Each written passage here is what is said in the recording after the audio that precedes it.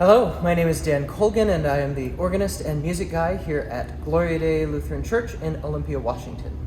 Today is March 27th, and the hymn I would like to take a look at is All Glory, Laud, and Honor, number 344 in our red ELW hymnals. This is the opening hymn used tomorrow in our Palm Sunday worship, and it's the traditional entrance hymn used each year here on Palm Sunday here at Gloria Dei. This is perhaps one of the better-known hymn stories. This text was written by Theodulf of Orleans, or Saint Theodulf, who lived from 760 to 821. Theodulf was a leading Frankish theologian and bishop. He was born in Spain and became the abbot of a monastery in Florence, but he was then brought to France in 781 by Charlemagne. He did a number of good things there, including setting up free schools for the poor, encouraging art, architecture, and worship. After Charlemagne died in 814, Theodulf was falsely accused of plotting a murder and imprisoned. It was while imprisoned that he likely wrote this hymn. Now, as the story goes, Louis the Pious, who is the fellow that Theodulf was allegedly plotting to murder, heard Theodulf singing this hymn from his jail cell. And Louis was so delighted that he had Theodulf released and restored as bishop. He then ordered this hymn to always be used in Palm Sunday processions. Now, that's the story. Sadly, we know for a fact that Louis the Pious was never in the same town as Theodulf. He never visited there. And we also know from records of the church that Theodulf was never restored as bishop, and that he likely died in jail. As Westermeyer states in our hymnal companion about this story, quote, "Pious fabrications that persist, as this one has, give the church an unfortunate reputation for not telling the truth in little things and big ones," end quote. Wise words. The tune of this, Fallet will ich dir geben, became associated with this text for the first time in Hymns Ancient and Modern, a hymnal that I've mentioned a number of times. They changed the name of the tune to Saint Theodulf. Fallet will was written by Melchior Teschner, who lived from 1584 to 1635. Teschner wrote it for a text titled Farewell, I Now Will Bid You in 1614. And Teschner was a pastor, a teacher, and a musician from Fraustadt. Musical scholars take a bit of an issue with fitting this All Glory, Laud, and Honor text to Teschner's tune, as it was set by Hymns Altered and Hymns Ancient and Modern.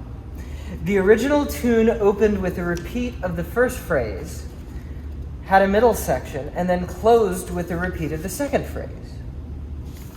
Let me go into this a bit more. In today's version, in the hymn, we have what was the opening phrase,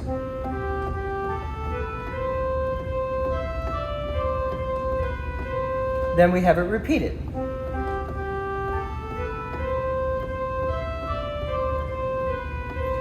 Then we have a new phrase.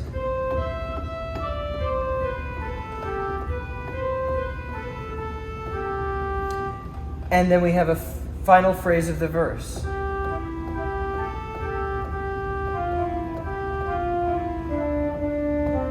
And then it goes back to the chorus. And so on and so forth. Now, the original had that opening phrase, and I'm going to play it with the original metering here.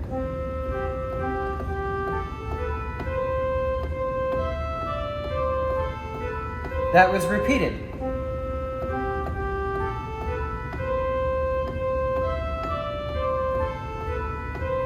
Then we had a middle phrase.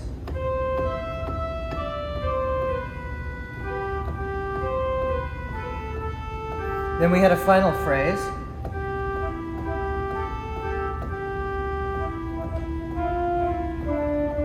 Then the final phrase was repeated.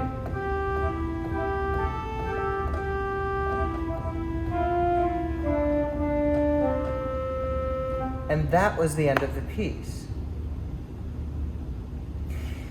In a number of scholars' view, this whole turning the first phrase into a refrain and ending the entire hymn on it gives this feeling of wanting for more, or perhaps this feeling of lack of finality.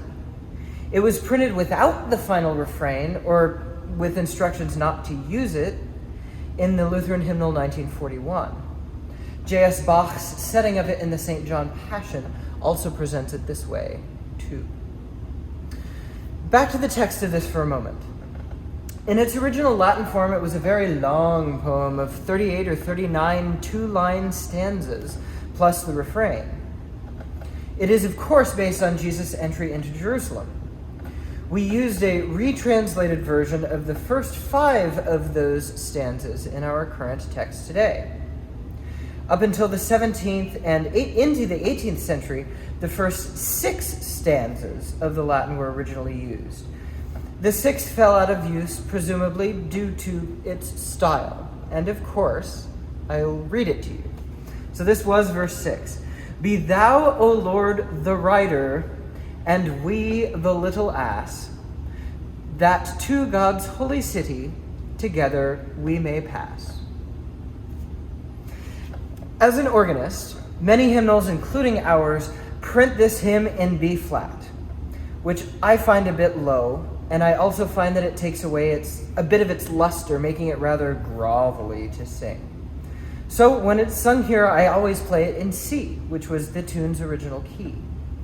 Evidently, J.S. Bach thought that it needed more luster, so he set it a number of times in D major, up a higher step than that.